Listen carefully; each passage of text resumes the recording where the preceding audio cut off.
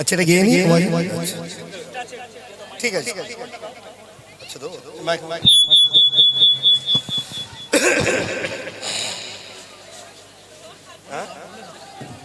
হ্যাঁ খুশির প্রদীপ নিভে যায়। এটা একটা ফরমাইশ আছে সুপারহিট গজল। গজল তো সবই ভালো, আল্লাহ গাইয়েছিল, আমি গাইনি, আমি গাওয়ানো হয়েছিল, আল্লাহ গাইয়েছিল। এখন হয়তো সেই আওয়াজটা নেই, কিন্তু মানুষটা আছে, সেই ভালোবাসায় আপনারা এসেছি, সেই আওয়াজটা বাচ্চাবেলার পাবেন না। হ্যালো হ্যালো হ্যালো মঞ্জুর আলম, এমডি মঞ্জুর আলম আমাদের এখানে নতুন, আমরা অনেক সাধনার পরে মঞ্জুর আলমকে আমরা এখানে পেয়েছি। তাই মঞ্জুর আলমের গজলে মাননীয় সাদ্দাম হোসেন মন্ডল 100 টাকা পুরস্কৃত করলেন। মাশাআল্লাহ মাশাআল্লাহ, শুকরিয়া, ধন্যবাদ আপনাকে।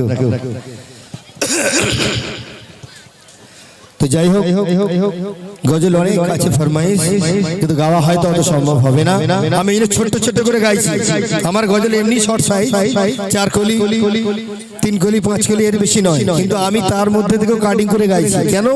ক্যাসেট আপনারা শুনতে পাবেন, জাস্ট গলার ভয়েসটা একটু মেলাবার জন্য, আপনাদের ডাইরেক্ট একটু শোনার আকাঙ্ক্ষা, সেই জন্য আমি এগুলো গাইছি।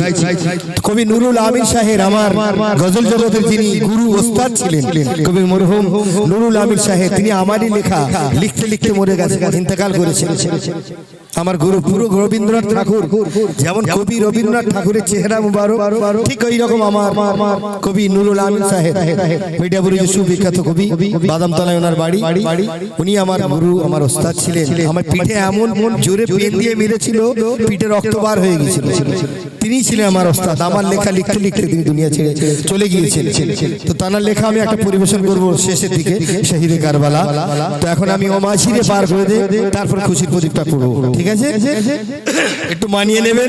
তখন 22 বছর বয়স ছিল, এখন 50 নাকি কম করে 70টা বলবো তো নাকি মিথ্যাটা বলবো? 50 ওভার, ঠিক আছে?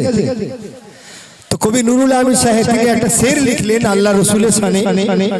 শেরটা কি রকম?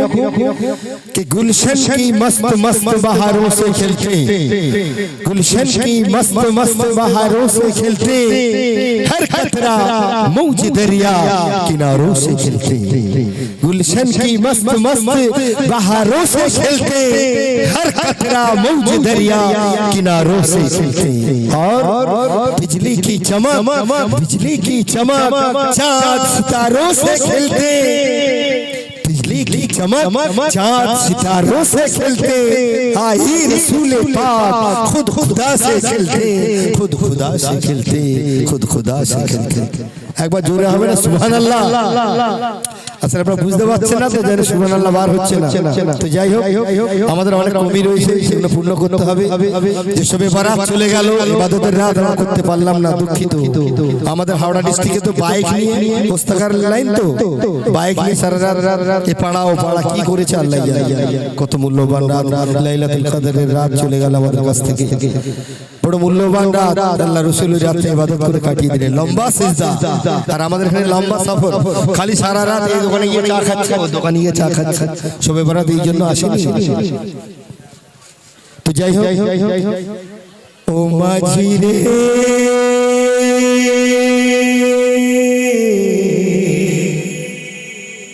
ও মাঝি রে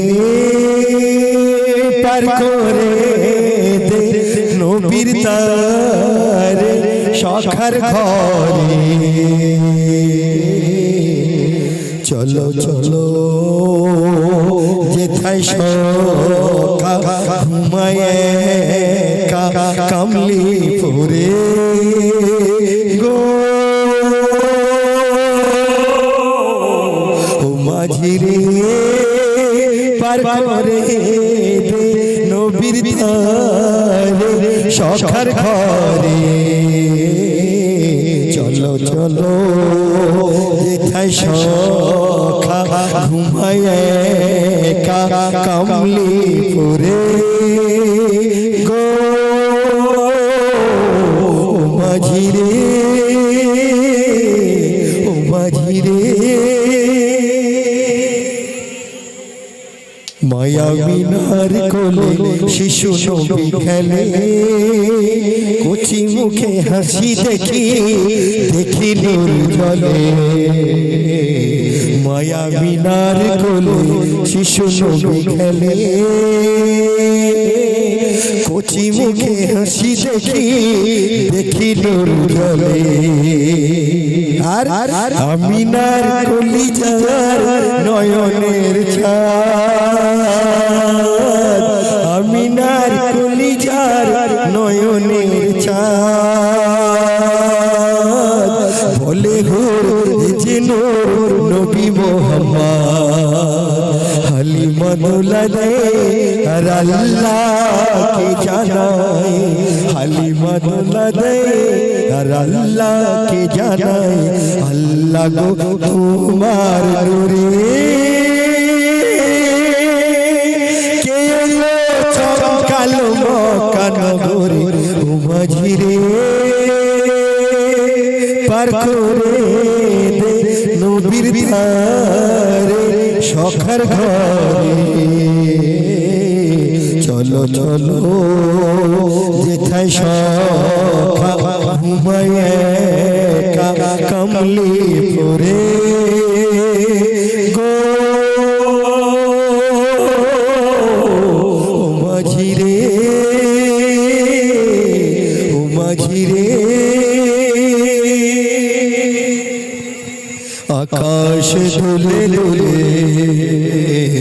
আকাশ দুলে দুলে মাটিকে বলে আসমান জমিনকে বলছে আকাশ দুলে দুলে মাটিকে বলে গো মাটি তুমি খাঁটি মোর নবীকে বুকে পেলে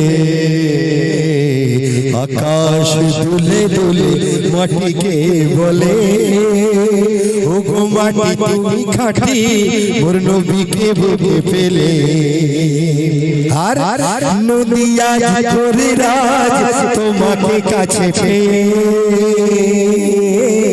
নদিয়া করে রাজ তোমাকে কাছে পেয়ে আমি বোকা থাকি একা মোর নবীকে দূরে ফেলে তাই বলি গো জমিন আমি যে পরাধী তাই বলি গো জমিন আমি যে পরাধী আসব একদিন তোমার কোলে